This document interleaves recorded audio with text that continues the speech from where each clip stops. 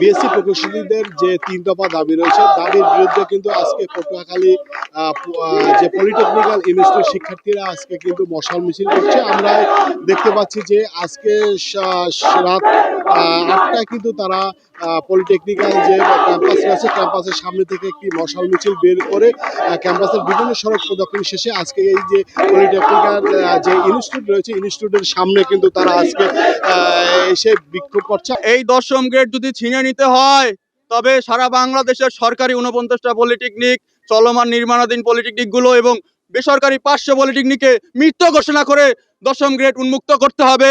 10ম গ্রেডের কোনো প্রমোশন দেওয়া যাবে না।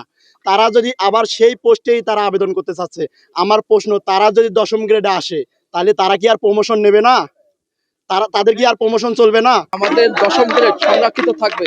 তারপরে একজন যদি বিএসসি ইঞ্জিনিয়ার নিয়োগ হয়, সেখানে 5 জন ডিপ্লোমা ইঞ্জিনিয়ার নিয়োগ হবে। এছাড়া যারা আমাদের বিএসসি যারা করে, তারা বিভিন্ন সময় অ্যাডমিন ক্যাডার, প্রশাসন ক্যাডারে, পিয়ন ও ম্যাজিস্ট্রেট ইত্যাদিতে নিয়োগ হয়।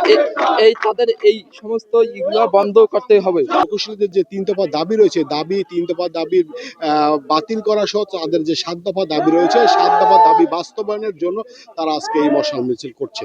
এই ছিল পটুয়াখালী থেকে আমার কাছে পলিটেকনিক্যাল ইনস্টিটিউটের শিক্ষার্থীদের সর্বশেষ।